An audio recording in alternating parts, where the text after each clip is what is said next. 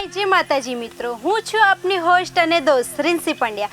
PSI music ટેલેન્ટમાં આપનું હાર્દિક સ્વાગત કરું છું.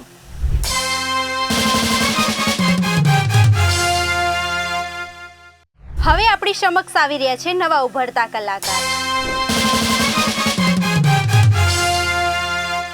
તો ચાલો બોલાવીએ આપણે નેક્સ્ટ સ્પર્ધકને.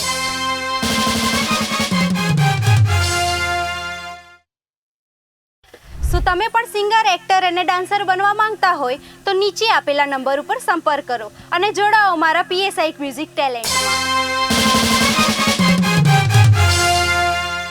શું નામ છે આપનું? પટેલ હેમંત મહેશભાઈ. હેમંતભાઈ, ક્યાંથી આવ્યા છો તમે? દહેગામ. દહેગામથી આવ્યા છો. અને આજે તમે શું કરવા આવ્યા છો? એક્ટિંગ.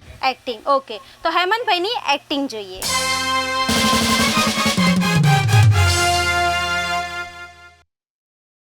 જો તું જે બી તે કંઈ કર્યું સારું જ કર્યું છે, કંઈ ખોટું નથી કર્યું, તો તારા મમ્મી પપ્પાને વેલ્યુ દીધે. કારણ કે જ્યારે તમે નહોતા માને ત્યારે મારે પગલું ભરવું પડ્યું. બરાબર, તમે માની ગયા હોત તો આ પગલું જ ના ભરવું પડત મારે. અને ચલો માની લો કે મારી રીત ખોટી હતી, પણ મારી ભાવના ખોટી નથી. જો હું 9 મહિના તો તમારી રાહ જોઈને બેઠી, મેરેજ કર્યા પછી 9 મહિના મેં રાહ જોઈ છે.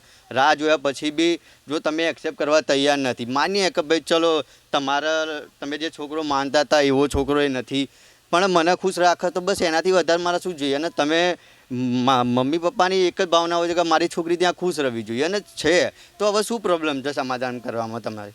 વાહ હેમંતભાઈ, શું એક્ટિંગ કરી છે તમે. Thank you. તમે કંઈ શીખો છો કે ના? બસ એમને એમને જ? અચ્છા, હા.